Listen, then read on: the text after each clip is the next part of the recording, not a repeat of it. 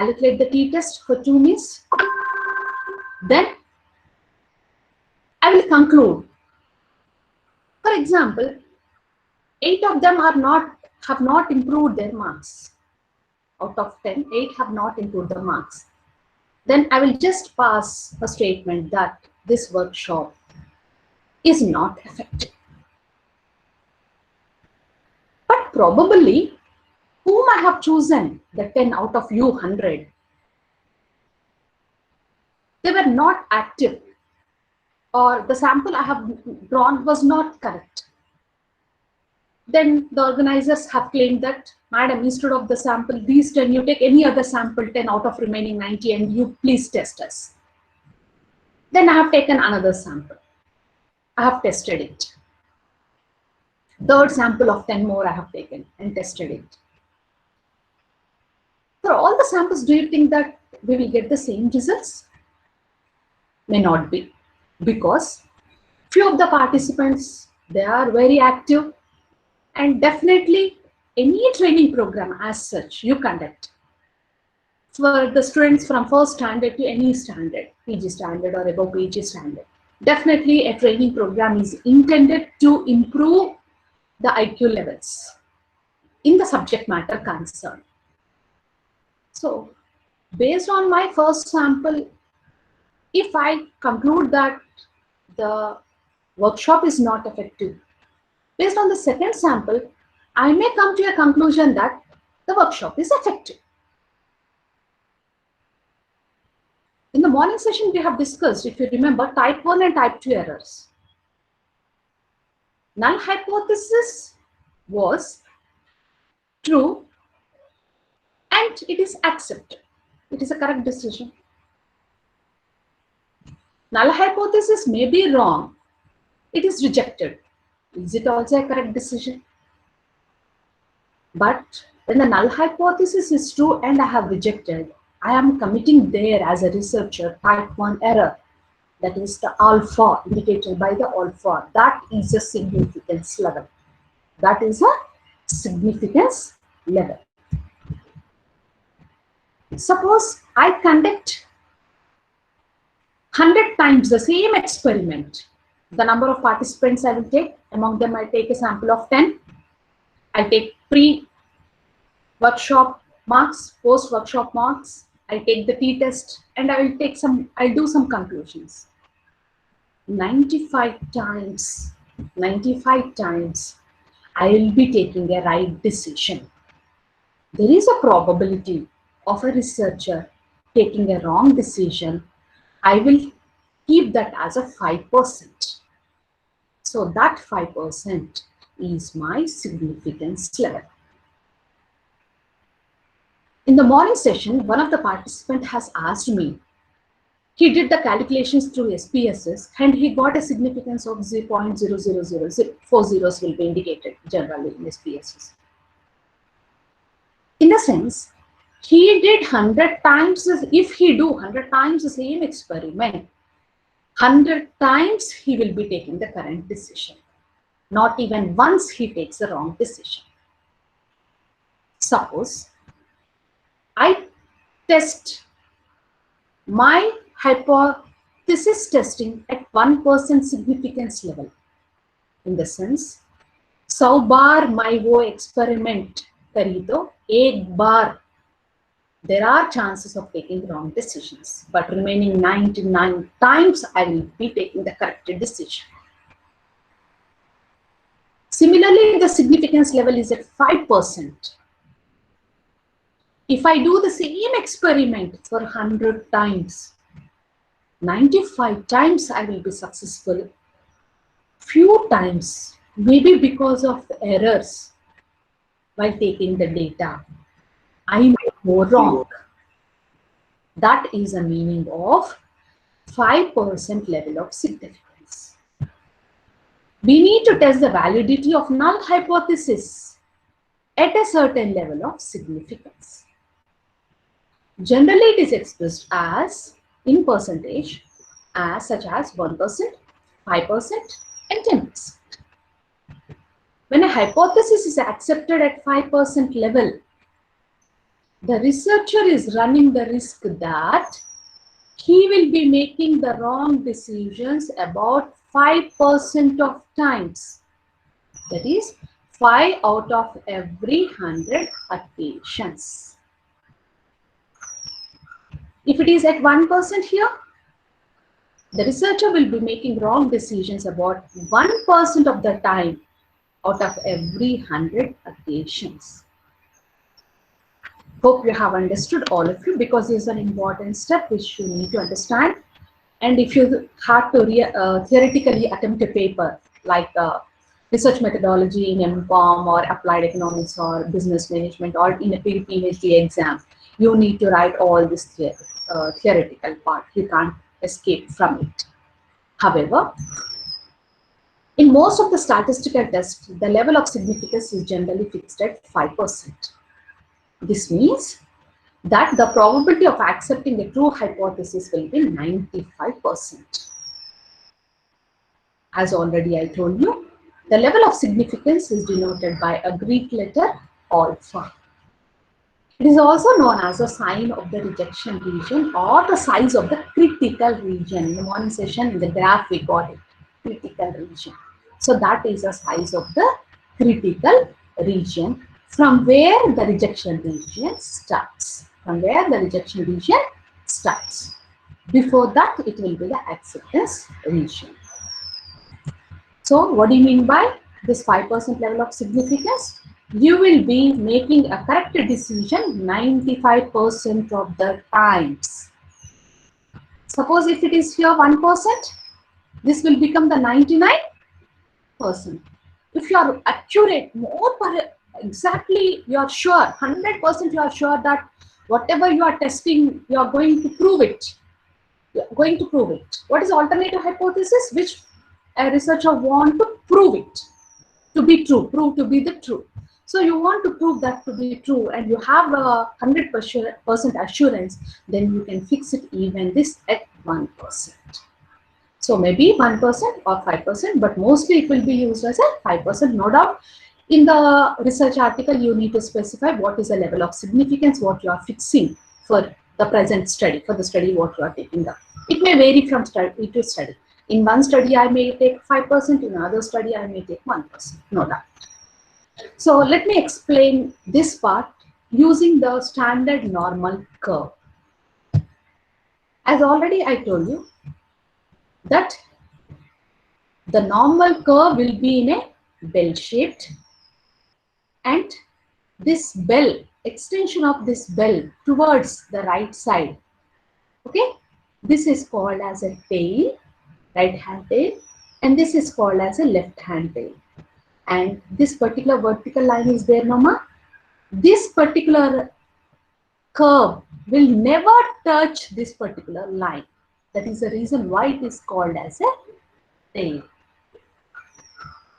And one of the property of normal distribution curve is that at its peak, from here to here, if it is a bell shape, it is peak at this center point. And it divides exactly the graph into two parts. Here, half of the area onto the right and half of the area onto the left. And exactly at the center, there lies the null hypothesis. Mu means population mean, I told you. So it is the mean of the hypothetical hypothesis. Okay, here it lies. Exactly. Any point greater than it lies in this particular area towards my right, and any value less than this hypothetical mean will lies onto the left. Now, if my discussion is about significance at 5% level, I divide this 5% into 2. What is 5%? 0.05 divided by 2. How much you get it? You get it 0.025. 0.025. Why I am dividing it by 2? Because it is a two-tailed test. Hope you remember in the morning session, I told you that mean height of my students is 5.4 feet. Null hypothesis. What was the alternative hypothesis? It was mu is not equal to 5.4. It is non-directional. I am not saying whether it is less than or whether it is more than. So when non-directional hypothesis is there, it is called as a two-tailed test. Two-tailed test in the sense we'll have the rejection region on the right side and the left side as well. Then I told you that this is a critical region. And any value which falls in this region is called as acceptance region. From the total value 1, you remove 0.05, what will be left over? 1 minus 0.05. The leftover will be 0.95. So from here to here it is 1. And from that I am dividing 0.5. So leftover area is 0.95, which is in the center. And this is called as acceptance region. Accept the null hypothesis if the sample statistic, what is sample statistic? The mean, if it falls in this particular region. If it falls in the remaining 5%, remaining 5% is divided into 2, as already I told you. So 0.05 divided by 2, what you will get? 0.025. 0.025, that is 2.5% of the area onto the left, 2.5% of the area onto my right. We decide it as a rejection region. You reject the null hypothesis if the sample statistics falls in these two regions. This is for a two-tailed test. For 5% level of significance. Got it? If it is 1% level of significance, then we will see the next graph. This is also again 5% level of significance. 0.025 is a value which falls in the rejection region. 0.25 falls in the left side of the rejection region. And 0.75 plus 0.75, that is 0.95, it falls in the acceptance region. Where lies the hypothetical mean? Here, it lies a hypothetical mean. From this mean, any value, if they are moving towards this side, we call it as deviation. They are deviating from the central point. They are moving away from the central point. Mean is a central point. They are moving away from the central point towards this point. It will be in the positive. I mean higher than this value. If here it is 5.4, 5.5 lies here, 5.6 lies here, like that it goes. Similarly, 5.4 if it lies here, 5.3 lies this side, 5.2, 5.1. So it is on the negative side, reduced side. It is on the positive side. But when I take a normal distribution and the table values related to it, here to here it is 0.5. Am I right? From here to here it is 0.5. What is the table value of normal distribution curve exactly at this particular point? Okay. Or what is the table value at this particular point when area is exactly divided into half. For that, I need to go for a table. This table is area under standard normal curve. The area under the standard normal curve exactly at the center point, it will be 0. This pic I have taken from Statistical Methods by S.P. Gupta. At the end of the book, you have appendices. In the appendices, all the table values will be given. And the table value related to this is important for us to decide. What to decide? Here, I got the value 1.96. How do I got this value? I got it from a table value. Statisticians, they have decided we are no more, we can't change it forever. At 5% level of significance, the area in between these two or 0.95, leave it. I'm covering about only the right hand side.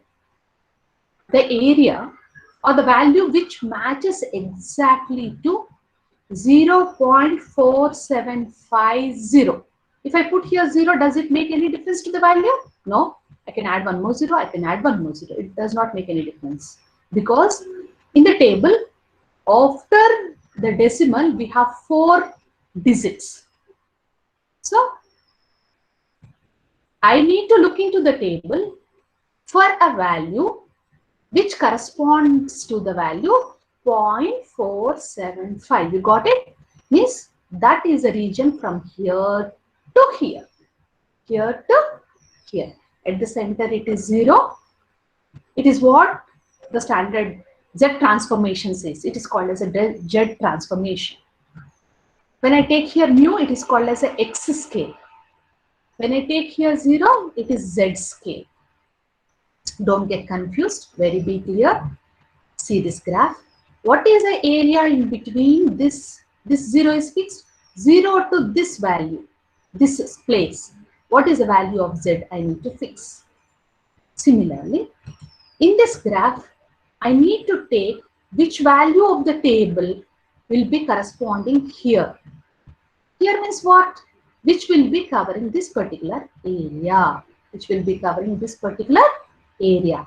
How much it is deviating from the mean, standard deviation. We take standard deviation. That is the reason why it is here.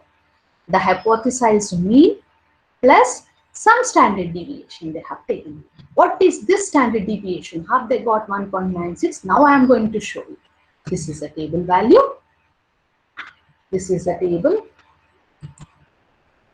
Here we have 0, 0. Here we have 0, Z coordinate. Here this is about Z. It's a Z coordinate.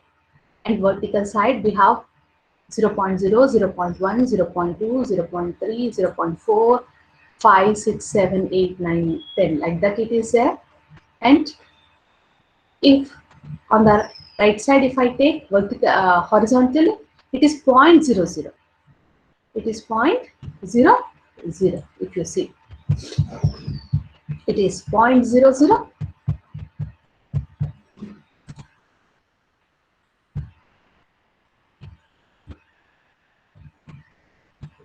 0.01, 0.02, 0.03, 0.04, and 5, 0.06, 0.07, 0.08, 0.09. Okay.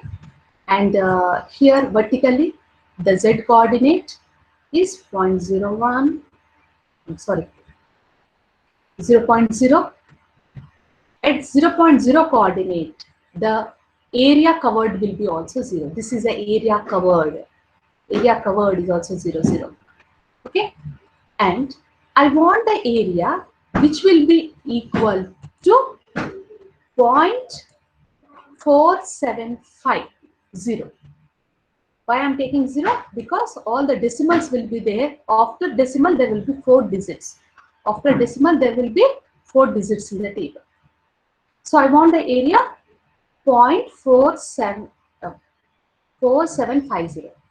So vertically, if I see some value here, I got 0.4750. The corresponding point Z coordinate is 1.9. And here if I go up, it is 0.06. So 1.96. 1.96. At the 1.96 Z coordinate, the area covered is 0.4750. That is how you are going to take this particular value. Okay, so the area from the center till this region. Okay, what is this region? The acceptance region. What is this region? Rejection region. How you got it? At 5% level of significance, I have divided by 2. It is a two-tailed test. So 0.5 divided by 2 gives you 0.025 on the right side as well as the left side. So out of total 0.5, 0.5, if I remove this value, I get this value. And if I go into the Z table, the normal curve, the area under the normal curve, the area which indicates this value from here to here, it is 1.96. So this value is to be compared. It is plus 1.96 and here it is minus 1.96 as it is onto the left hand side. Okay, so from the center or the mean value, the standard deviation or the mu is deviating from 1.96. To the extent of 1.96, it is deviating. Mu is 5.4 average height. If it deviate with 1.96, still 1.96 standard deviation, I will accept it. If it move beyond 1.96, deviate beyond that, I am going to reject the null hypothesis. Hope you got a clear idea of the picture. Let me take, instead of 5%, what is 1%? Here alpha is decided to be 1%. As already I told you, 1% level of significance means 100 times you conduct the same experiment by taking different samples. 99 times I will be taking a right decision, but one time I may take a wrong decision. And as the morning participant told, if he gets an alpha 0.0000, means 100 times you do the experiment by taking 100 different samples, you are taking the right decision. So you are very excellent in taking that particular decision. If it is instead of 0.5, any value above 0.05 or 0.5, okay, then 5% level of significance, then you are taking wrong decisions more number of times. That is not acceptable. It should be nearest to the zero. The more nearest to the zero, the more accuracy is the research being conducted by the researcher. That is what the conclusion is. Now, coming to the 1% level of significance, as already told you, total area is 1. By dividing it into the half, this right hand side area is 0.5, left hand side area is 0.5. And 0.01 you divide it by 2. You do it, put it on the paper so that you can understand better. 0.01 divided by 2, definitely you will get the value 0.005. Then as it is a two-tailed test, I take this area onto my right as well as onto my left. So as I told you, from here to here, how much? 0.05, write down 0.05 minus this value, 0.005. 0.005. Then how much you get it? 10 minus 5, 5, 9, and 4. Okay, and 0. Okay, then it is 0.495. It is 0.495. Now I need to look into the table. What is the value of the area between here to here? I told you, divide into half. You first fix the rejection region and deduct this rejection region from 0.5. You will get a value here. Then look into the table for this particular value and the corresponding Z values. Let me go to the tables. How much is our value which we need to find? It is 0.495. 0.495.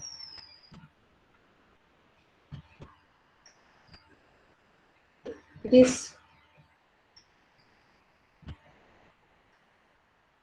here. It is 0.4949. Means if I add 1 to that, it will become 0.4950. This value I require. This is more, one just a 4 digit, in that one is more. We can take this particular value and corresponding Z value for this is 2.5, and here I will move the cursor upwards, and 0.7 and few will take the higher digit by not less. So it is 0.4951. Okay, so if I move that, I'll get 0.08. So 2.5 plus 0.08. If I do that, then what I will get the Z value? It is 2.58. That is what is here. 2.58. What do you mean by this? It is mu value plus a deviation of 2.58 from the center value. This indicates a standard deviation. Sigma indicates a standard deviation. So mu plus 2.58, and it is mu plus minus 2.58. Any value in between these two values, we are going to accept the null hypothesis. But when we calculate test statistics, I'll get the answer for t-test, answer for z-test. And that value will be directly compared with 2.58 and conclusions will be drawn. In any theoretical book you take up, statistics particularly, you will be given these 2 points fixed. What are those 2 points? At 5% level of significance, minus 1.6. At 1% significance levels, it is 2.58. If the calculated value will be compared with this table values and whether it is accepted or rejected, you are going to base the conclusion based on it. This is all about meaning of the significance level and what is a procedure or the decision criteria. What is a decision criteria? And if it is one-tailed test, how it is going to happen? One-tailed test, as already discussed for you. Suppose I assume that the mean height of my students is 5.4, mu is equal to 5.4, and alternative hypothesis is that mu is less than 5.4 or mu is greater than 5.4. If mu is greater than 5.4, listen carefully, alternative hypothesis, mu is greater than 5.4, mean lies here. I am claiming that my value is more than this mean. So it is more than 5.4. So the value lies here and the rejection region will be only on one side. The whole 0.05% is the rejection region. In two-tailed test, what I did? I divided the 0.5 into 2, that is 0.025 onto the right side and 0.025 onto the left side. That is in a two-tailed test. But in a one-tailed test, the rejection region 0.05 or 5% will be towards only one side or one tail. It depends upon which side, is it right-hand side or left-hand side, depends upon your alternative hypothesis. If your alternative hypothesis is greater than symbol, it will be towards my right. If it is less than, it will be towards my left. So what will be the acceptance region in that side? In this case, total 0.5 area of left-hand side and 0.45 area of the right-hand side. This here to here, 0.95 area is a acceptance region and only 0.5 area is a rejection region. If it is a left side, that is your alternative hypothesis is mu is less than 5.4 feet, then your rejection region will be only onto the left side and the acceptance region will be remaining part, that is 0.95. And the corresponding table value for only one side test is 164. If it is on the right side, it is positive 164. So theoretically, all these holds good. And coming to the decision criteria, as I told you, a statistical conclusion or decision is a decision either to reject or to accept the null hypothesis. If you reject null hypothesis, alternative hypothesis will be accepted. If you accepted null hypothesis, alternative hypothesis will be rejected. Simultaneously, it will be done. The decision depends upon whether the computed value, calculated value, which calculated value? Z-test, T-test, chi-square test, F-test of the test criteria falls in the region of rejection or the region of acceptance. The decision depends on whether the computed value of the test region falls in the region of rejection or in the region of acceptance. Now, this is the decision rules. If the calculated value is less than or equal to the table value, then accept the null hypothesis. As I told you, table value depends upon what? The significance level. And significance level is always expressed in percentage. 1%, 5%, or 10%. But mostly all of them will use the 5%. At a 5% table value, what is the value of Z? Just I'm taking here only Z. We have separate tables for T test. We have separate tables for F test. We have separate tables for chi-square test, Mann-Whitney U test, Wallis test. Like that, we have different tables here. Just I'm restricting here only to the Z test. So this table values are fixed. How they are fixed? Already I told you here how they are fixed. And in case of 5% level of significance, the table value will be 1.96. In case of 1% level of significance, the table value will be 2.58. Any value, that table value lies here. It lies here. So any value beyond that will be the rejection region. We are going to take that. So if calculated value is less than or equal to the table value, then accept the null hypothesis. And if it is greater than the table value, you reject the null hypothesis.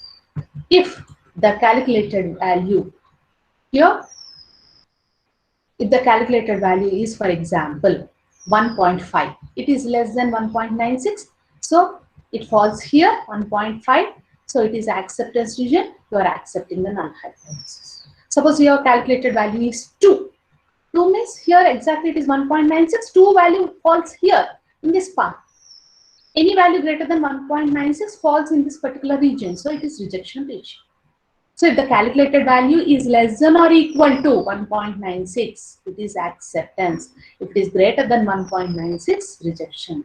Similarly, any value less than 1.96, it falls here, and minus 1.96, it falls here in the rejection region. This is the decision criteria. But now, in most of the cases, I'm coming to the research projects. We are using the software packages like SPSS, SAS, and other packages. SPSS is Special Package for Social Sciences developed by IBM company. Its versions are going on moving. Now we have more than 21st version. Free trial also will be available for 15 days. You can download and you can practice it. And in case of this SPSS, theoretically, if you need to write an exam and do the sums on the paper, this is a decision criteria. But if you are doing through a software, this is a decision criteria. If the p-value or the significance value, p or alpha or significance means one and the same, if it is greater than 0.05, you are going to accept the null hypothesis, and if it is less than 0.05, you are going to reject the null hypothesis. Do not compare the both, just you forget. If you are taking this, you forget this. If you are taking the table value, you forget this. Any one you take, don't get confused yourself. For the examples, I will be using this criteria for you. I repeat at the time of examples as well for you, but time for the being, if the calculated p-value, alpha value, or significance value of the test, I'm not telling about the table, of the test, if it is greater than 0.05, null hypothesis is accepted. It indicates that alternative hypothesis is rejected. And if it is less than 0.05, null hypothesis is rejected.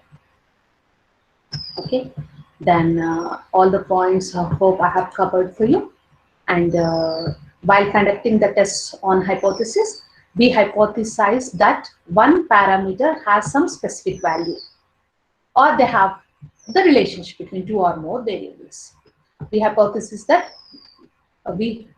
that one or more parameters have some specific relationship. Number of examples I have taken in the morning session, and I'll directly go with the case study. We make our decision about population parameter based on sample statistics. As already I told you, if 1 lakh, 10 lakh voters are there in my area, I take a sample of only 10,000. I will take the decision, and that decision is applicable for the whole population. That is the meaning of it. And the population parameter, what do you mean by population parameter? The true value or the true effect in the entire population of interest. And what is the sample statistic?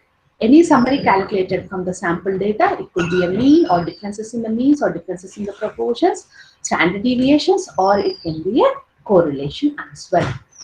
What are the tests that you are going to conduct it? You are going to take Z test, chi-square test, P test, F test, sign test, rank test, values test, and Mann-Whitney U test. These are all the tests which we are going to conduct it. And just I take in the morning, I took one sample in the morning.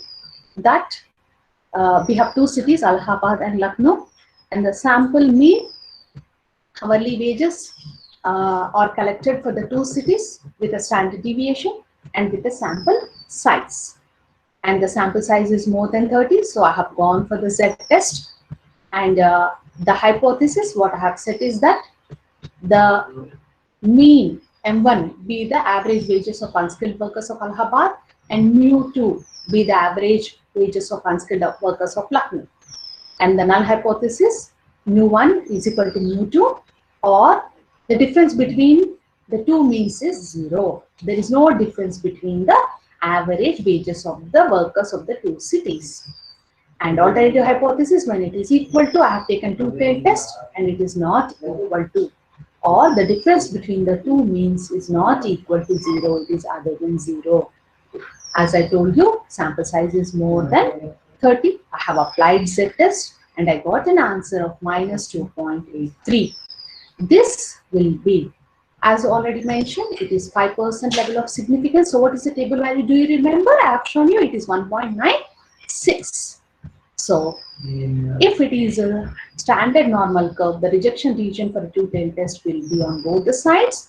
It is above 1.96 is in the rejection 6, and above minus 1.96 will be in the rejection region. I got the value of Z as minus 2.83. So minus 2.83 falls in that particular area. It falls in the rejection region. So I'm going to reject the null hypothesis and conclude that there is a difference in the average wages of unskilled workers of the two cities. Hope you have understood better. And the other examples also have taken in the morning session. And just going to the case study, I would like to take case 1 based on the primary data. For this primary data, let us assume that Mr. Rutvik is interested in opening a fast food center in his town. They have a problem where to open it. His father claims that income of the consumers is most important in getting business for a fast food center. So where most of the earning people will be roaming, like business area, like office complexes will be there. There we are going to open. And he claims that youth are attracted towards fast food. Not only income, age is also important. So youth are attracted towards fast food in this 21st century, irrespective of their family income. He claims that, Rutvik. And he says that we need to open in an area where youngsters mostly move, like theaters or colleges. And his mother claims that gender also matters in getting the business for the fast food center. So now they have a problem, business problem, as to the choice of the locality where to open the fast food center in the present situation. They have two choices. There are two choices in front of them. One near a college, they can open the fast food center, and one near an office complex. In office complex, most of them will be the earning people, and all may not be youth. For this purpose, youngsters, I'm taking old age and I mean not old age consumers, right? They need to take a decision for that. Now they came to a conclusion to take the opinion of the respondents using the survey method, right? And Mr. Rutvik is an MBA graduate or a commerce graduate like you, and he has attended the research methodology workshop of Magad University in association with the Indian Accounting Association. It was conducted. He know how to frame a hypothesis, how to collect the data, what are the various tests, and how to conclude it. So he told that, Papa, it's my right-hand task. I will do that. Then before that, how many respondents he need to collect? They have taken a decision to collect from the 60 respondents, and they want to use a Likert 3-point scale to know the respondents' preferences for the fast food, whether do they prefer or not. If they do not prefer, they were asked to choose one.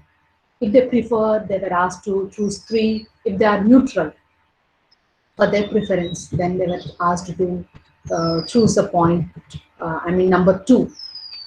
And they want the gender, age, and average monthly income, or the various demographic factors which they have considered for the present study.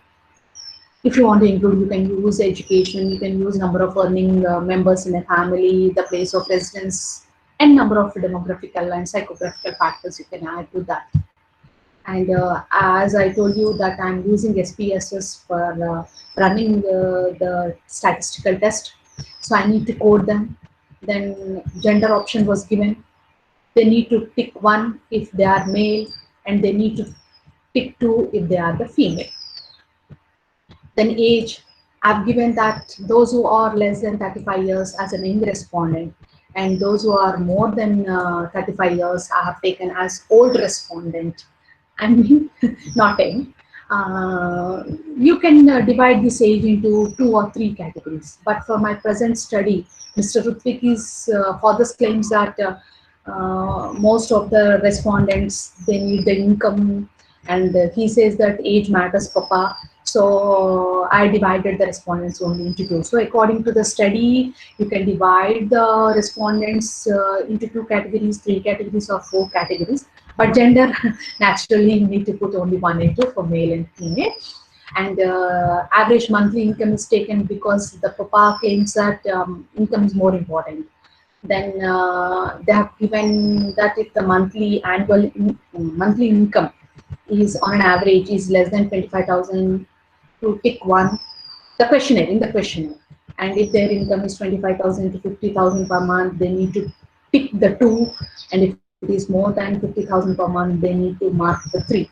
So just I have taken 4 points. One is the opinion of the respondents, his preference for the fast food using Likert 3 scale, gender, male and female 1 and 2, age again only 1 and 2, young respondent and old respondent, and average monthly income like based on 3.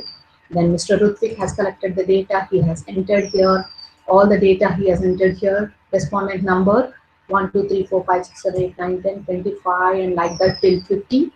And here his preference, respondent 1 has marked the 3, means he prefers the fast food. And gender is 2 for the female. You can put 1 for the male, 2 for the female, or 1 for the female and 2 for the male. It depends. Then income category is under 2, means their monthly income is in between 25,000 to 50,000 per month. Age is, he marked 2, in the sense he is above 35 years of age. Got it? So I took the respondent, I asked them the 3 questions: what is their age, what is their gender, what is their monthly income, and what is their preference for the fast food. Like that, I have filled totally 100 consumers in the sheet, Excel sheet. Then I have framed the hypothesis like this. Is there any association between age and this is a, do the demographic factors and preference for fast food, is there any association? So my research question is, first, is there any association between age and preference for fast food? Second question, is there any association between gender and preference for fast food? You add the third one, is there any association between income and preference for fast food? So this question, research question, is formulated into a hypothesis. Okay. Then my first hypothesis is age and preference for fast food are independent. I can write the same as preference for fast food is not related to age. What will be the alternative hypothesis? Age and preference for fast food are independent. Now they are Dependent means they are related. So my alternative hypothesis, age and preference for the fast food are related. Similarly, I am developing the second one. The gender and preference for the fast food are independent, and alternative hypothesis is gender and preferences for the fast food are dependent or related. Here I can use not related. Here I can use related. If I use here independent, I can use here the dependent. Or there is an association between gender and preference for the fast food. Like that, we can change the terms, terminology. There is an association between gender and preference for the fast food. Relation, dependent, independent, like terms, you go on changing it and keep it better. And in case of gender, I can put even the income as well. So this is what all I have taken. And I'm testing the relationship between association between two variables. And for an association between two variables, generally the chi-square test, non-parametric test will be used.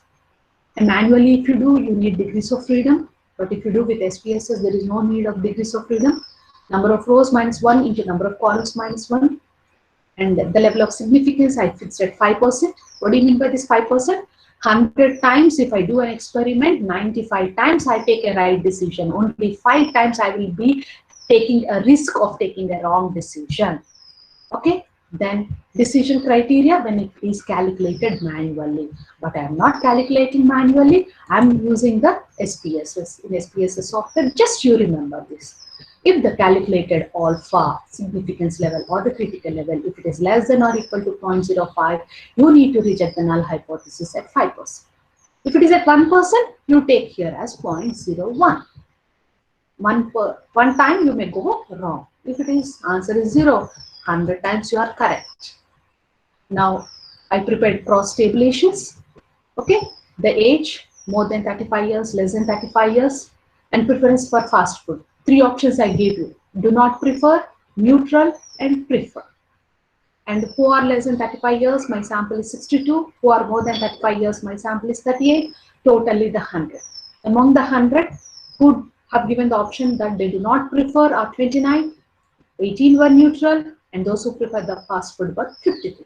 For this cross table, I need to prepare the chi-square. And when I have prepared the chi-square, the answers I got like this. The Pearson's chi-square value is 8.394 with a degrees of freedom 2, with a significance value of 0.015. If I am going manually, I need to compare this calculated value with the table value. But as I am doing the work in my SPSS, I am not considering this, but I am considering the significance level. Okay, the decision rule is if alpha is less than or equal to 0.05, you reject the null hypothesis. This alpha is less than 0.05, but more than 0.01. Okay, 5% only I am going to reject. If I am testing at 1%, then it is more than, then I am going to accept it. Got the point? So this level, significance level, you need to write this like this. Interpretation should be calculated significance value of chi-square. Significance value I told, not value of chi-square. If I take here value of chi-square, I need to mention this. But I am taking calculated significance value is 0.15 is less than the assumed level of significance 0.05. So I am going to reject the null hypothesis. When I reject the null hypothesis, automatically alternative hypothesis will be accepted. And it is concluded that age and preference for fast food are dependent. Preference for fast food is related to age of the customers. So Mr. Ruthvik's claim is right that the age and the preference for the fast food of the customers is related. This is how the hypothesis testing is all about. Got the point? Hope for the second one I'm going to take the gender. In my total respondents, male are 52, female are 48, coming up to total 100. I asked them to take 3 options. 29 of them do not prefer the fast food. 18 of them have preferred. 53 have not preferred. The same thing I got. No. This preference remains the same. But male and female, they are different here. You see, 18, 6, 38 and total 62, and here 14, 11 and 27 total 52. Okay, here I got this, and I have calculated the significance value chi-square, and the chi-square value is 0.783. Nothing to do for me with this value because I'm not going to compare the table value. I want this value. This is more than 0.05. It is 0.67. 0.05 means if I conduct experiments 100 times, 67 times I may go for wrong decision. So I am going to accept the null hypothesis. What was the null hypothesis? That preference for the gender and preference for FAST4 are independent. Means they are not related. Yes, they are not related with respect to whether you are male or a female. You are going to prefer the fast food. So it does not make the gender to depend, or the preference for fast food depend upon the gender. So preference for fast food is not related whether a person is a male or a female. This is what the conclusion I have drawn. Similarly, you prepare for income, you prepare for anything. Now, after completing this workshop, I think most of you are known people to one another. Because of this ongoing pandemic, number of workshops, one-day lectures, online courses are going on. Most of the software BTech students are doing online courses. So you take a small study, what is the perception of the students towards online courses? You also include as what is the perception of the teachers towards online courses. You take few attributes that require technology support is required. Ask them to give their preference on Likert scale, and you can draw all these conclusions. Finally conclude is that the online classes are better or the offline classes are better. But as a teacher, I think that online classes are not better. It's my personal opinion, it's my assumption. Now it may be true or it may be wrong. We are going to test it.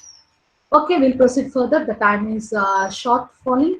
I take the secondary data, I case on secondary data. Hope all of you are from economics, commerce and management background, and most of you are there, and you know what is meant by non-performing assets. And it is a zooming word at present. All banking sector, Vijay Mallya का नाम आ रहा है, उनका नाम सब लोग टोपी लगा के चले गए foreign countries को, and that is what non-performing asset is. I mean, if they are unable to repay the principal amount along with the interest for more than a period of 120 days, the total loan amount along with that interest will be declared as a non-performing asset for a bank. And you know the meaning of priority sector? Priority is agriculture sector and it allied sectors. And apart from agriculture, any other sector, my personal loan लिये, education loan लिये, कुछ घर का loan लिये, ये पूरे non-priority sectors में आते हैं. Businessman loan लिया, non-priority sector में आता है. So this whole thing have taken the data from Reserve Bank of India. You can also view this. Anyone who are interested, I have mentioned even the table number as well. RBI, you go to RBI directly. Publications will be there. Directly go to that.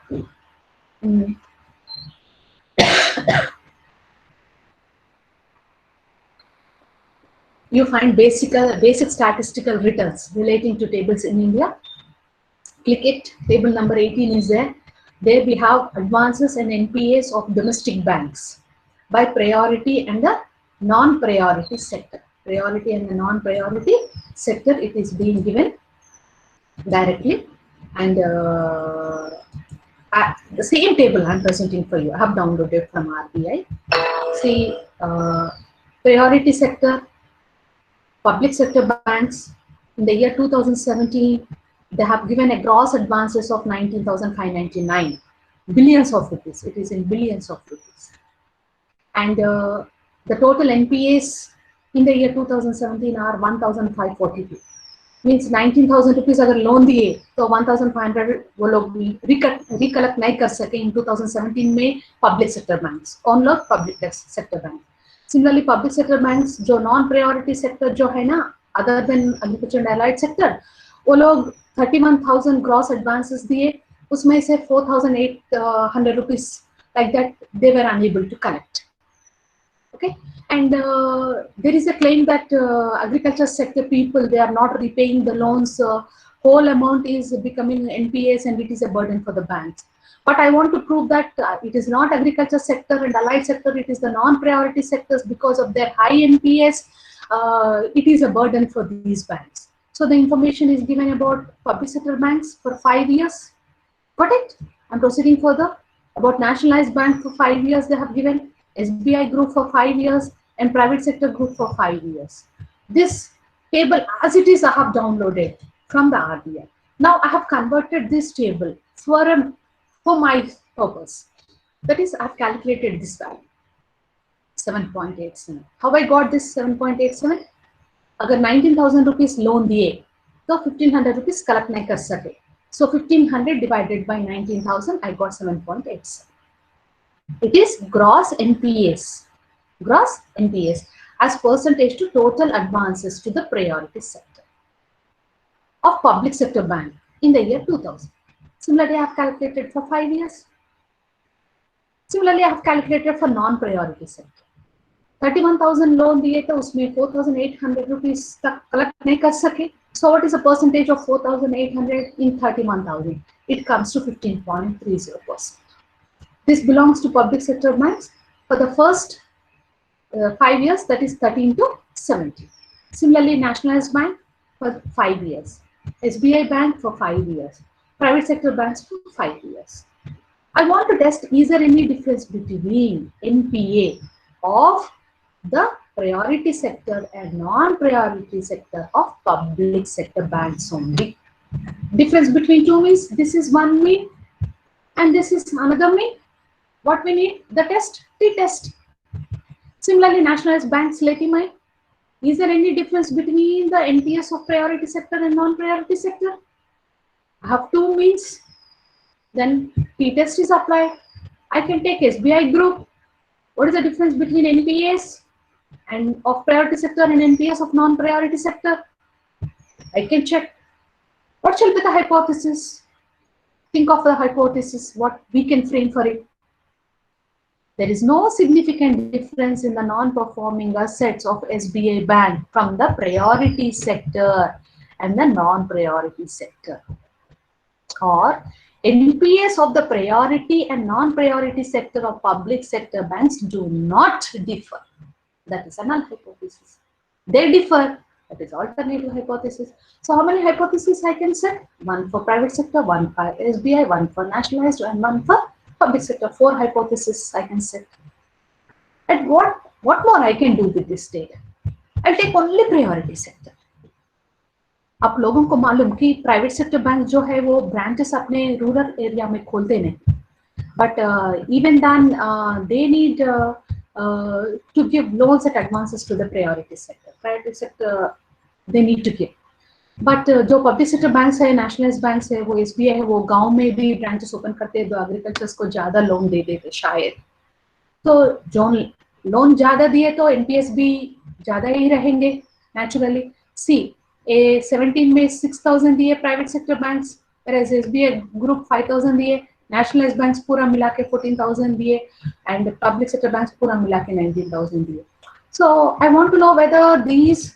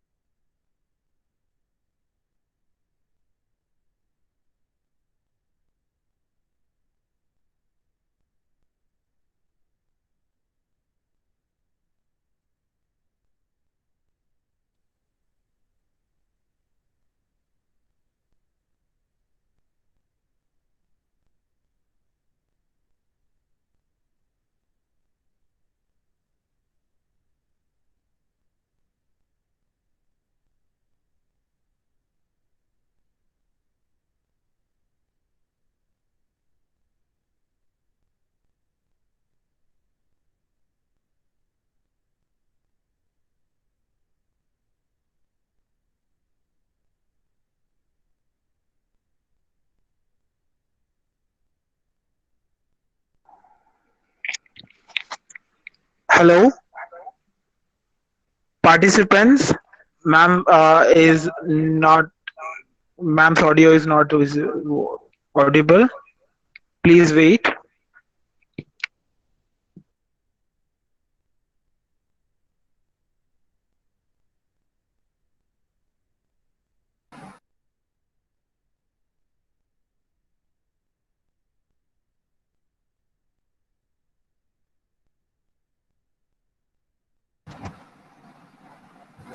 ये number कुछ option बता रहा है।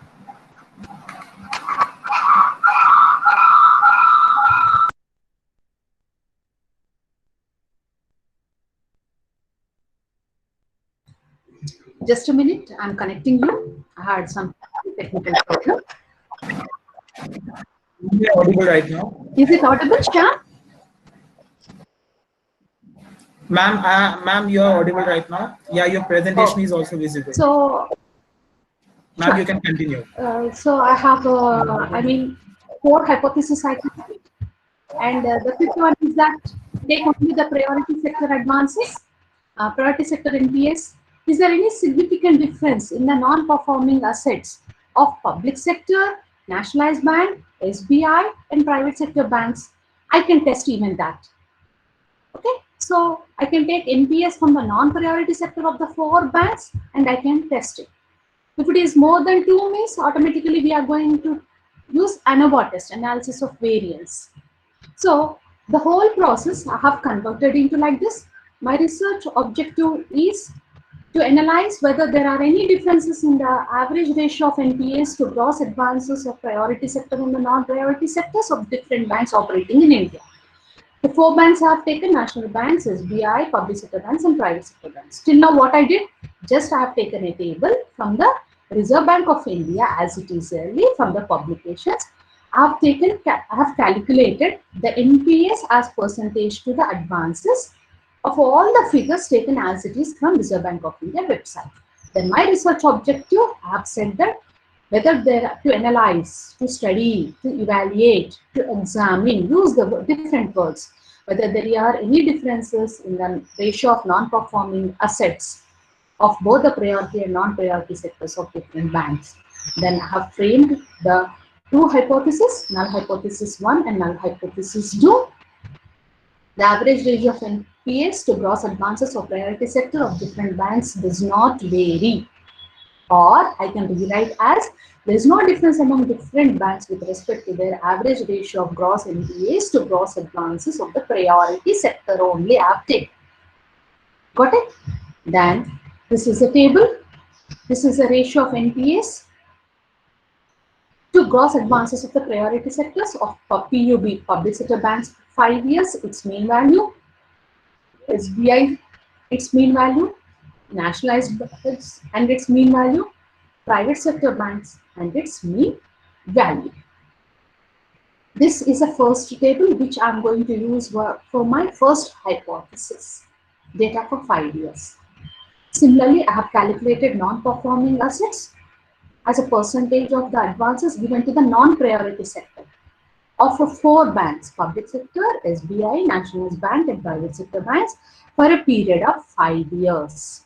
I have calculated.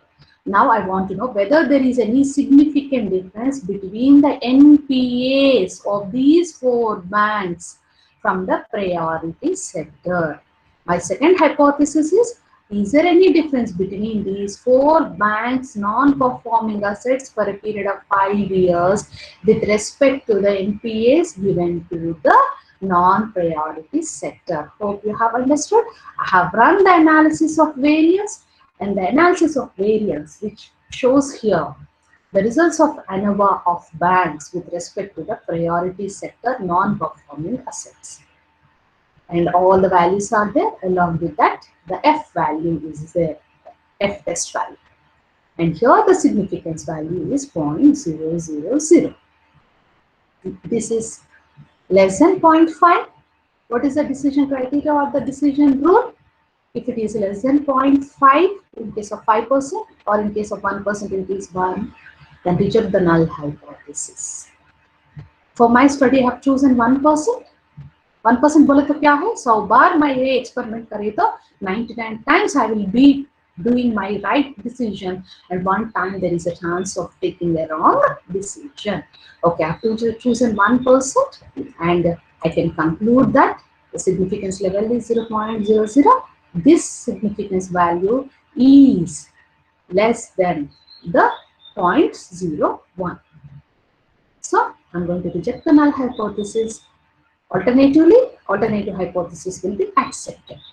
Therefore, I conclude that there is a difference among different banks with respect to their ratio of NPAs to their gross advances to the priority sector.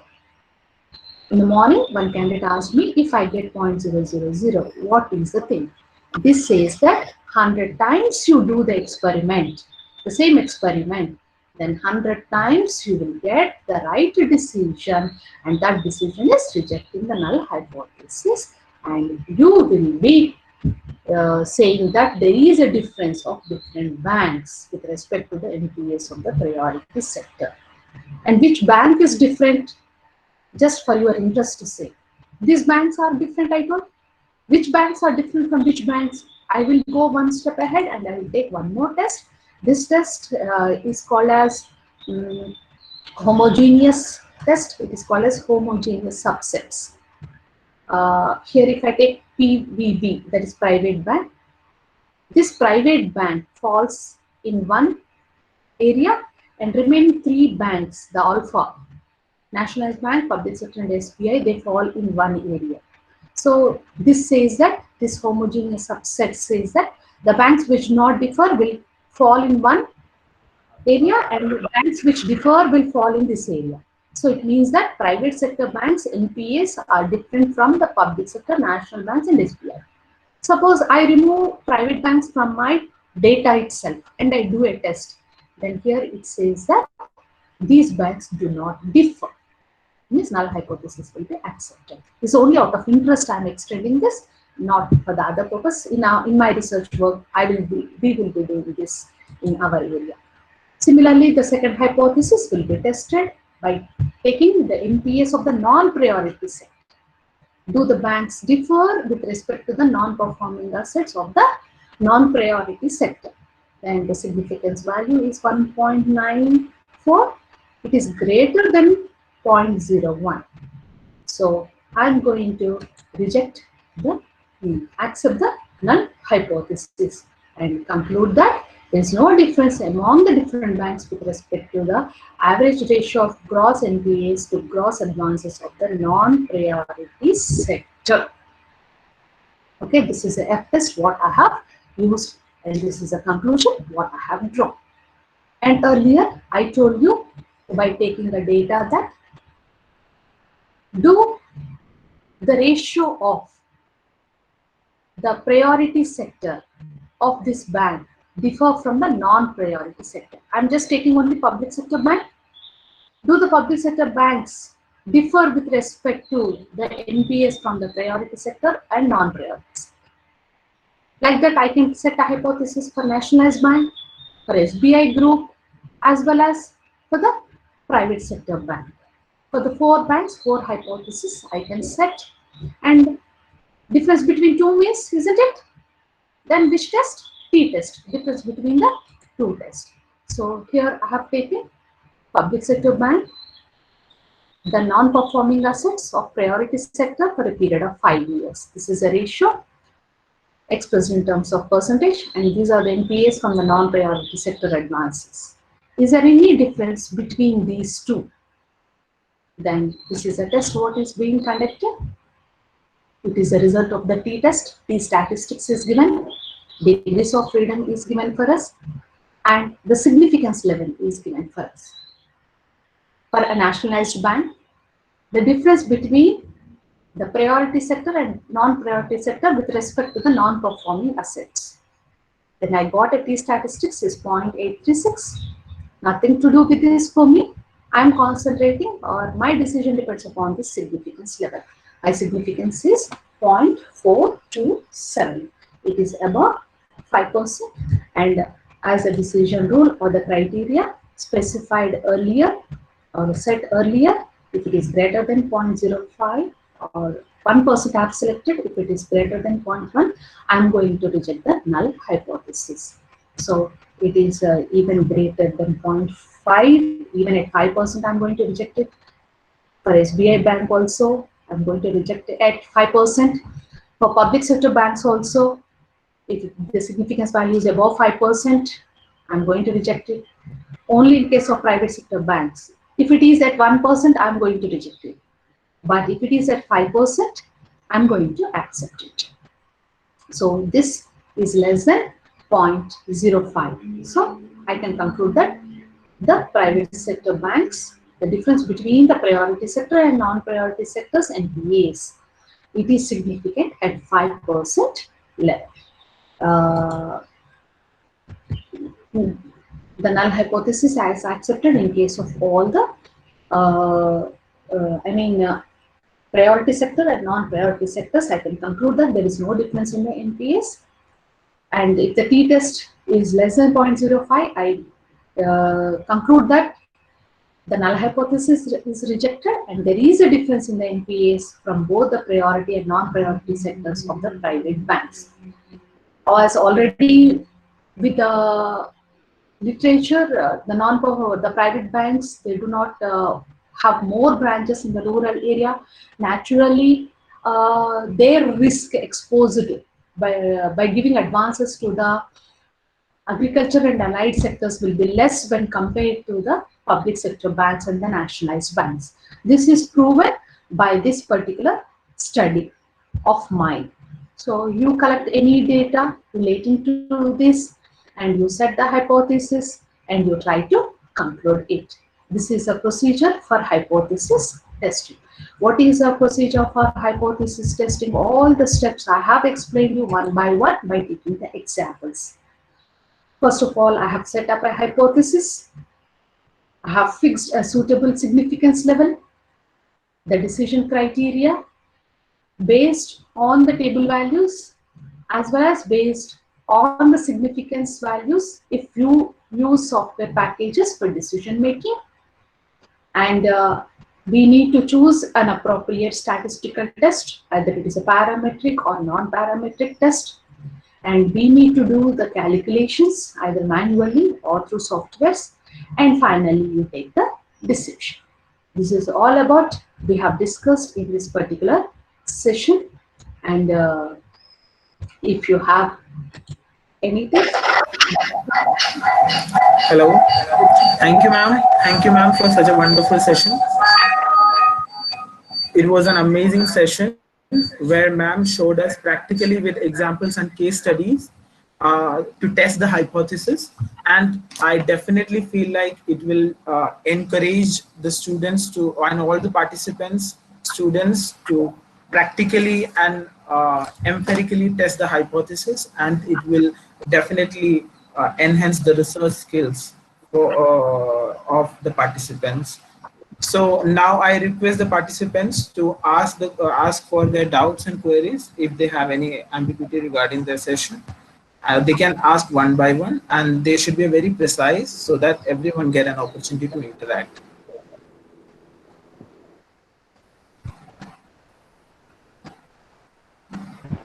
Yes, sir. Ma'am, good afternoon. Good afternoon.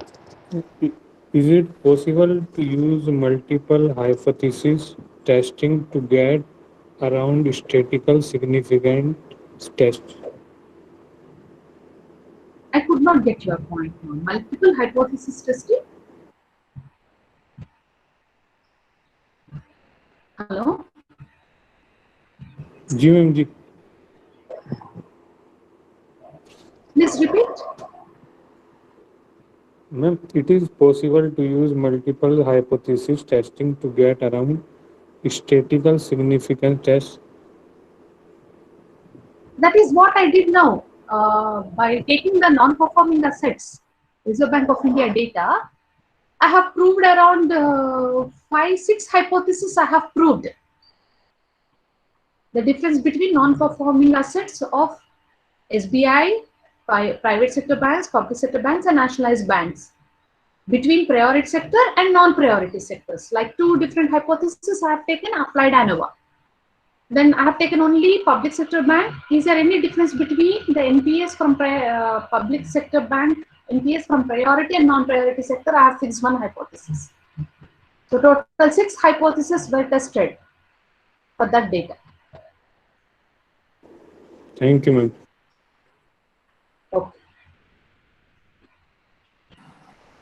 Any other questions? Good evening, ma'am. Good evening.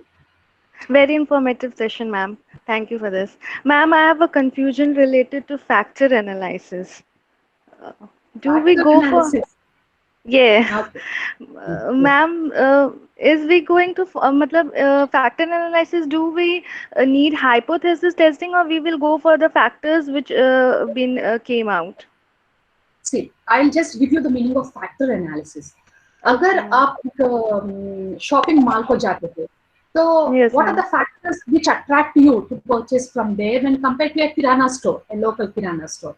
Like Okay. all the you can go personally, pick up the product, see it, feel it, and then you can purchase it. In kirana stores it is not possible. He will not ask you to enter inside. Then you have ample space there. Spacious will be there in retail kirana stores. It may not be there. Spacious, neat will be there. Lighting will be there. AC conditions will be there. Displays will be there. Discounts will be there. Number of factors will be there which attracts you towards that. So all these factors will be grouped as one. By Yes, ma'am. factor analysis, just we group the factors and reduce the factors. We will identify only those important factors which are required to do the shopping, which attract us to do the shopping in a mall. That's it. Okay. Then in this there is. Sorry, ma'am, I could not hear you. Hypothesis cannot be framed for that factor analysis. Only Okay. factor analysis is the technique of reducing the factors and grouping the factors. Thank you, ma'am. Actually, I was confused that I have to make a hypothesis or not. I have to do that or not. So thank you You for can't. clearing it. Thank you, ma'am, for clearing it. Thank you. Thank you. Any other question?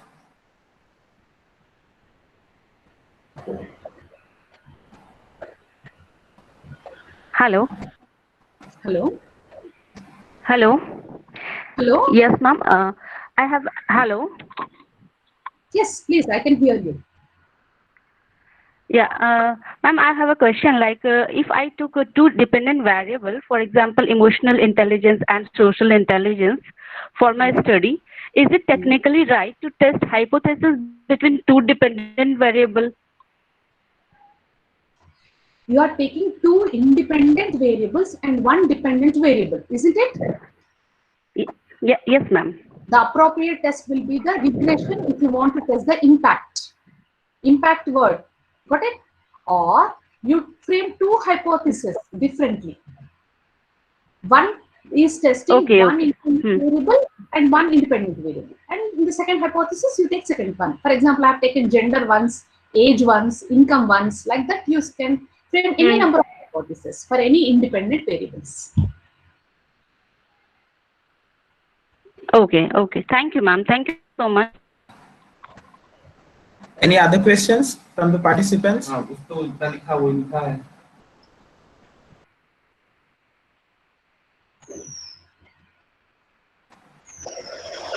hope we are finished with all the queries. So I hope that there is no more questions. So we are concluding this session.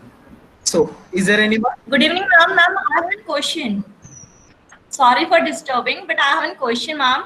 Okay, you continue. My question is, Continue. if I want to examine the determinants of financial literacy and its effect on financial well-being, in that case, I have in that case for financial literacy, I have 4 determinants, and I want to check the relationship between them. Then what type of how to in that case how I formulate the hypothesis. Actually, again, I'm repeating my question. In my objective is to examine the determinants of financial literacy, and in my determinants, I have 4 determinants, and I want to check the relationship or its effect on financial well-being. Now, I'm a little bit confused to how to develop hypothesis in that case. 4 different hypotheses you decide based upon 4 important determinants. Already I'll frame 4 hypotheses, but for this I just want to develop a SAM. And for developing a SAM or on the basis of my topic, I have to frame one objective which is related to my topic, and that's why I'm confused. How to develop in hypothesis in that case? See, suppose in case of the preference for online shopping and demographic factors, no? Yes, There is ma'am. no significant difference in the perception of the consumers towards online shopping and the demographic factors is a sentence. In a similar way, there is no, what we'll say, there is no association between financial well-being of the, who called as a of the citizens and the determinants of the financial literacy. Okay, One ma'am. hypothesis you set, combining all. Suppose demographic factors includes age, income, and education levels. All the factors we include there, like demographic factors. Similarly, in determinants of financial literacy, you include all whatever you want, and you frame only one sentence. The Can I develop like this? Like there is no significant relationship between skill, knowledge, attitude with financial literacy and financial well-being. no, you can't frame like that. No. No, you cannot frame like that. Okay, ma'am. Thank you, ma'am. So we have, hope we have finished with the question answer session. So we are concluding this session, and before concluding, I would like to call GN Sharma sir to give the word of thanks. And before going to that, I thank the organizers, the Department of Applied Economics and Commerce of Magad University, as well as the Indian Accounting Association, and particularly Dr. Dharen Kumar Garu for giving me this opportunity and to share my knowledge with all of you. And all of you be safe and overcome all the pandemic situations. And thank you very much. Hello. Sorry to interrupt, ma'am. Yeah. Ma'am, if you want to just connect with you, so can you please share your contact details? My details. Email address or something for future, ma'am. Okay. And this session was so much informative, now. So that's why we need. I will text my email ID. Thank you. You can continue. Yeah. Thank you so much, ma'am. Okay. So may I request Professor GN Sharma sir, Head and Dean of Department of Applied Economics and Commerce, Magad University, to propose vote of thanks.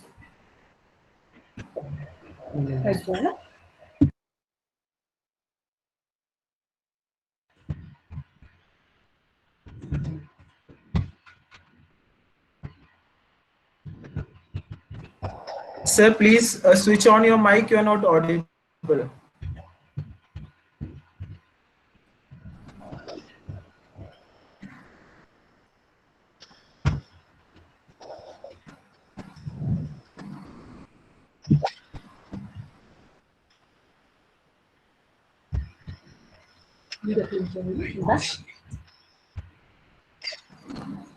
I request GN Sharma sir, please switch on the mic. You're not audible.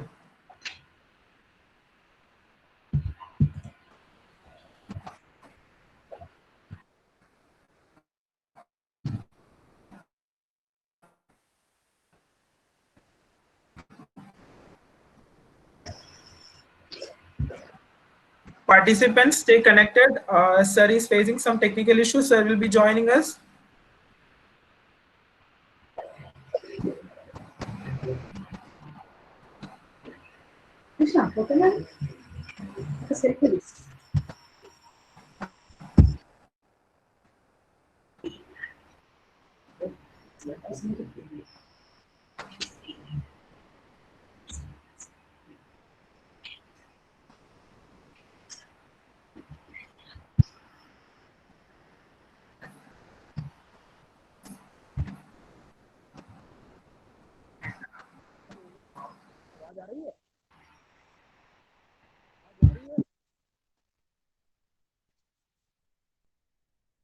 Yes, sir. Sir, you are audible.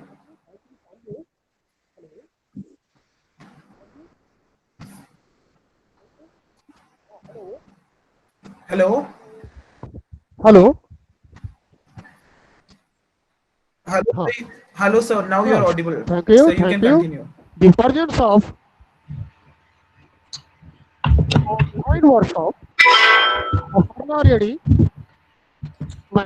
Department of Commerce, Telangana University, is being source of input to this online workshop. He analytical and scholarly speech is of course appreciable.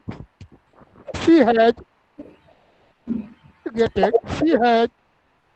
created the spark of knowledge and wisdom. I am thankful.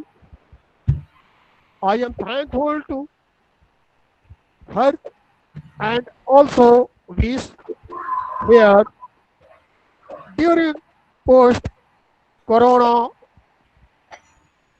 activities of this department. So many thanks for your cooperation and the online workshop for 7 days. I am very grateful to your presence. Thank you, all parties. Thank you, ma'am. Thank you, sir.